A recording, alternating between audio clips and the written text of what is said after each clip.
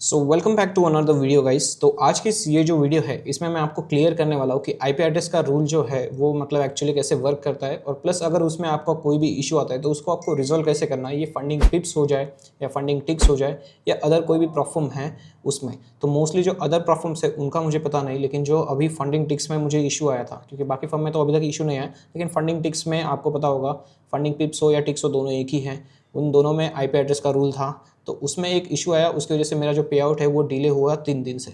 तो उसका वो पे आउट डिनाइल जो डिले हुआ है तो वो उन्होंने कैंसिल नहीं किया, मेरा पे आउट डिले किया। उसके पहले मुझसे उन्होंने पूछा कि एक्चुअली रीज़न क्या है जिसके पीछे आपका ये आईपी एड्रेस यहाँ से चेंज क्यों हुआ अदर रीजन्स में। तो उसके बारे में हम इस वीडियो में बात करेंगे, तो वीडियो का एंड तक ज़रूर देखना। अगर आप इस चैनल पर नए हो तो जल्दी से चैनल को सब्सक्राइब कर लो, यहाँ पे आपको काफ़ी इंटरेस्टिंग कंटेंट देखने के लिए मिलेगा फॉरेक्स से रिलेटेड या परफॉर्म से रिलेटेड। तो चलिए वीडियो की शुरुआत करते हैं बिना किसी देरी के। तो देखो यार, जब भी आपका आईपी एड्रेस का रूल क्या कहता है कि अगर आप अभी समझ लो आप अभी इंडिया में बैठे हो, राइट, इंडिया में किसी एक सिटी में हो, लेकिन आप अलग दूसरी सिटी में जाते हो तो वहाँ पे एक दूसरे वाईफाई का कनेक्ट करोगे तो वहाँ पे एक आईपी एड्रेस आपका चेंज होता है। प्लस अगर इन द केस यहाँ पे बोलते हैं वो कि आपने रीजन चेंज किया, रीजन चेंज किया मतलब दूसरी कंट्री में गए आप, कि अभी आप इंडिया में बैठे हो लेकिन दुबई में गए आप बाद में, तो और दुबई का आईपी एड्रेस आपने वहाँ पे मतलब कोई नेटवर्क भी यूज़ कर लिया, डेटा नेटवर्क हो गया, प्लस वहाँ पे वाईफाई वगैरह यूज़ हो गया, तो उससे क्या होने वाला है कि आपका वहाँ का आईपी एड्रेस जो है वो काउंट किया जाएगा। तो वो आपका आईपी एड्रेस दिखेगा उनको कि वहाँ पे अभी आप दुबई का आईपी एड्रेस यूज़ कर रहे हो या दुबई का इंटरनेट यूज़ कर रहे हो, तो आपने यहाँ से डायरेक्टली दुबई में कब शिफ्ट किया वो उनको पता नहीं। मतलब डायरेक्टली आप दुबई में घूमने गए हो या आपने वीपीएन लगाया या प्लस आपने किसी फ्रेंड को आपके अकाउंट ये ट्रेड करने के लिए दिया। यहाँ पे इनके ट्रेडिंग रूल्स में एक क्लियरली मेंशन होता है कि आप ग्रुप ट्रेडिंग नहीं कर सकते, किसी को कॉपी ट्रेडिंग के लिए अलाउ नहीं कर सकते, मतलब दूसरे के ट्रेड्स कॉपी नहीं कर सकते या किसी को अकाउंट हैंडलिंग के लिए नहीं दे सकते। तो उनके इस सिनेरियो की वजह से उनको वो आपसे पूछते हैं कि आपका आईपी एड्रेस यहाँ पे चेंज क्यों हुआ। तो मुझे जब समझ लो मेरा जो फर्स्ट पे आउट था उसमें भी मुझे रीज़न यही इशू आया था कि फ़र्स्ट पे आउट में मुझे उन्होंने, जब मैंने फर्स्ट पे आउट मेरा फंडिंग टिक्स का रिक्वेस्ट किया था तब मुझे ईमेल आया रिक्वेस्ट करने के दूसरे दिन ही कि आपकी यहाँ पे कंट्री का जो रीजन वगैरह चेंज हुआ है लास्ट कपल ऑफ मंथ्स में, तो वो रीजन चेंज करने के पीछे का रीज़न बताओ। अगर आपने ट्रैवलिंग की है तो ट्रैवलिंग की टिकट्स मेरे साथ शेयर करो। अगर आपने दूसरे कंट्री में गए हो तो पासपोर्ट पे जो आपकी स्टैंप होती है वो स्टैंप भी उनको दिखानी पड़ती है, उसका भी फोटो आपको सेंड करना होता है। अगर आप गए हो दूसरी कंट्री में ट्रैवलिंग कर रहे हो तो आपको सिंपली क्या करना है, आपके जो भी टिकट्स होंगे ट्रैवलिंग टिकट्स वो आपको दिखाने, मतलब उसका प्रिंट आउट होगा तो वो प्रिंट आउट ले लीजिए सॉफ्ट कॉपी में। प्लस आपका जो भी पासपोर्ट होगा, पासपोर्ट पे जो भी स्टैंप होगी उस कंट्री की, तो उस डेट वगैरह वहाँ पे मेंशन होती है स्टैम्प में, तो उसका फोटो निकाल के रखो। और जो भी आपको ईमेल आया होगा उस ईमेल पे आपको रिवर्ट करना है और वहाँ पे ये आपको जो डॉक्यूमेंट्स है वो उनको प्रोवाइड करने हैं, वो अटैच करके इस ईमेल पे सेंड कर दो और उसके बाद वो वेरीफाई कर लेते हैं। तो ये मेरा फर्स्ट पे आउट में सेम इशू आया था। तो फर्स्ट पे आउट पे मैंने ये डॉक्यूमेंट्स भेज के उनको कर दिया। फिर दूसरी बार मैंने फिर से जब सेकंड पे आउट मेरा रिक्वेस्ट किया तो सेकंड पे आउट में भी मुझे सेम इशू आया था, सेम इशू। उनका ईमेल आया कि तुम्हारा आईपी एड्रेस फिर से डिटेक्ट हो चुका है कि दूसरी कंट्री में है। तो मैंने बोला यार अभी तो मैं रिसेंटली कहीं घूमने नहीं गया, फिर भी मेरा यहाँ पे आईपी एड्रेस चेंज कैसे हुआ।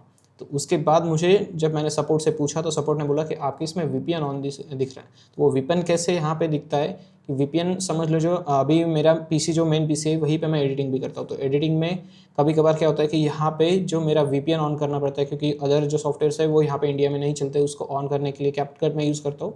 तो कैपकट में आपको वीपीएन ऑन करके वहाँ पे कैपकट यूज़ करना होता है। तो जब मैं कैपकट यूज़ कर रहा था तो वहाँ पे मेरा क्रोम ब्राउज़र में भी हो सकता है कि फंडिंग टिक्स ओपन था और उससे कनेक्टेड यहाँ पे वीपीएन भी था, तो वीपीएन की वजह से वो अदर कंट्री का यहाँ पे आईपी एड्रेस आ गया और उसकी वजह से डिटेक्ट हो गया कि वीपीएन ऑन था। तो ये मेन रीज़न था जिसकी वजह से फिर से मुझे यहाँ पे ईमेल आया कि आपका यहाँ पे आईपी एड्रेस फिर से चेंज हो चुका है, तो उसका हमें प्रूफ दो। तो मैंने सेम डिटेल जो मेरी गई थी लास्ट में कपल ऑफ मंथ्स में जहाँ पे घूमा हूँ उसकी डिटेल शेयर की। प्लस मैंने ये भी बताया कि देखो कि मैं एक वीडियो एडिटर हूँ, तो मोस्टली जो सॉफ्टवेयर है वो मेरे नहीं चलते, इसलिए मैंने यहाँ पे वीपीएन यूज़ किया। तो वो वीपीएन यूज़ किया था, उसके पीछे का उस वीपीएन का मैंने डेटा दे दिया कि वीपीएन कौन सा मैं यूज़ कर रहा हूँ।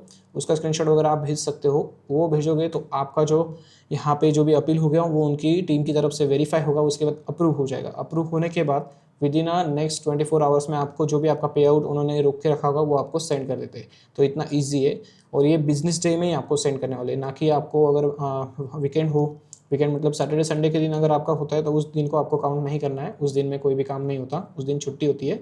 आपको मोस्टली बिजनेस डे जो होते हैं 5 बिजनेस डेज तभी आपको वहाँ पर रिप्लाई मिलेगा, प्लस वहीं पे आपके जो पे आउट्स वगैरह है वो प्रोसेस होने वाले हैं। तो इतना ईजी प्रोसेस है। तो आपको सिंपली यहाँ पे ध्यान क्या रखना है, जब भी आईपी एड्रेस का कोई भी फॉर्म में इशू हो तो सबसे पहले आपको ध्यान रखना है कि भाई आप VPN ना यूज़ करो जब भी ट्रेडिंग करते हो। अगर आपने उनका डैशबोर्ड भी लॉगिन किया तब भी आपको यहाँ पे यूज़ नहीं करना है। सो जब भी आप यहाँ पे ट्रेड करोगे फंडिंग टिप्स और फंडिंग टिक्स या किसी भी अदर फॉर्म में जहाँ पे IP एड्रेस का रूल है, तो आपको यही चीज़ों का ध्यान रखना है। अगर आप ट्रैवल कर रहे हो तो ट्रैवल की डिटेल्स पहले एक बार शेयर कर दो सपोर्ट टीम के साथ, उनसे एक बार क्लैरिफिकेशन ले लो कि यार मैं अभी यहाँ पे ट्रैवल कर रहा हूँ तो उससे IP एड्रेस का इशू होगा या नहीं। अगर वो बोलते हैं कि कुछ इशू नहीं होता तो उस ईमेल का भी स्क्रीनशॉट निकाल के रख दो या ईमेल वहाँ पे सेव करके रख दो। आपके लिए ये इन द फ्यूचर काम आ सकता है। ये फर्स्ट हो गया। प्लस ट्रैवलिंग की डिटेल्स जो होती है आपकी, जो टिकट्स वगैरह, वो आपके साथ ऑलवेज रहनी चाहिए। बाद में आपने ट्रैवलिंग कर ली 6 महीने पहले, 7 महीने पहले, ये कभी भी आपको इशू वो निकाल सकते हैं, 1 साल बाद भी निकाल सकते हैं। इसलिए उसको अच्छे से रखो, जो भी आपके टिकट्स है उसको रखो। और स्टैंप वगैरह तो होता ही है मोस्टली पासपोर्ट पे, अगर आप दूसरी कंट्री में जा रहे हो तो वो स्टैंप को भी आपको रखना पड़ेगा आपके पास। ये चीज़ें हो गई 3। तो उसके बाद प्लस आपको क्या ध्यान रखना है, मेन होती है VPN का। यहाँ पे VPN का इशू होता है। जिस भी फर्म में आप ट्रेड कर रहे होगे तो उसका डैशबोर्ड जो लॉगिन होता है, मैं आपको MT5 और जो बाकी के अदर प्लेटफॉर्म्स है ट्रेडिंग के, उसकी बात नहीं कर रहा मैं। वो प्लेटफॉर्म तो हो ही गए, प्लस आपका जो इसका डैशबोर्ड होता है, मतलब जो डैशबोर्ड आप लॉगिन करते हो जहाँ पे आपको सारे अकाउंट के स्टैट्स वगैरह दिखते हैं आपके, तो वहाँ भी आपको क्या करना है कि आपके PC में, लैपटॉप में या मोबाइल में आपका अगर VPN ऑन है तो उस डैशबोर्ड को कभी भी आपको एक्सेस नहीं करना। अगर आप एक्सेस करते हो तो आपका VPN ऑन होने की वजह से दूसरी अदर कंट्री का वहाँ पे एक IP एड्रेस चला जाएगा, ऐसा डिटेक्ट हो जाएगा वहाँ पे। इसीलिए IP एड्रेस चेंज होना नहीं चाहिए आपका। तो आपको क्या करना है, सिंपली VPN को ऑफ कर दो या VPN यूज़ ही मत करो मोस्टली अगर आप ट्रेडिंग कर रहे हो। तो ये सारे चीज़ें आपको ध्यान में रखनी है, जिसकी वजह से आपको ये इश्यूज़ नहीं आएंगे। और इश्यूज़ आते भी है तो कैसे सॉल्व करना मैंने आपको बता दिया, ईजी है। आपको सिंपली डॉक्यूमेंट्स प्रोवाइड करने होते हैं और उनकी तरफ से अप्रूवल होके आपका जो भी पे आउट मतलब रिक्वेस्ट किया होगा आपने, वो जो है वो आपको सेंड कर देंगे। इतना ईजी प्रोसेस है इसका। और भी इसमें कोई ज़्यादा अड़चन नहीं आती है आपको। और भी आपको कोई मतलब इसमें इश्यूज़ वगैरह आते हैं फंडिंग टिप्स या फंडिंग टिक्स में होते हैं, तो आप डायरेक्टली सपोर्ट को कॉन्टैक्ट कर सकते हो। अगर सपोर्ट आपको कोई रिप्लाई नहीं दे रही या उससे सॉल्व नहीं हो रहा तो एक बार आप मुझसे भी कंसल्ट कर सकते हो। मुझे आप इंस्टाग्राम पे हो गया DM कर सकते हो, नहीं तो कमेंट बॉक्स में भी पूछ सकते हो, मैं आपकी हेल्प करने का ट्राई करूँगा। और भी अगर आपके कोई भी डाउट्स है IP एड्रेस से रिलेटेड तो आप मुझे डायरेक्टली कमेंट बॉक्स में पूछ सकते हो, मैं आपको आंसर करूँगा। प्लस और आपको कौन से वीडियोस चाहिए फ्यूचर्स फॉर्म से रिलेटेड और फॉरेक्स फॉर्म से रिलेटेड, तो वो आप मुझे कमेंट बॉक्स में ज़रूर सजेशंस कीजिए आपके। और अभी तक आपने चैनल पे मुझे फॉलो नहीं किया इसे, तो जल्दी से चैनल को फॉलो कर लीजिए। इंस्टा पे और ट्विटर पे भी ज़रूर फॉलो कर लेना, वहाँ पे गिव अवेज काफ़ी ज़्यादा चल रहे हैं, तो गिव अवेज में पार्टिसिपेट करना है तो इंस्टाग्राम और ट्विटर को ज़रूर फॉलो कर लेना। तो चलिए मिलते हैं नेक्स्ट वीडियो में। Till then take care, good bye.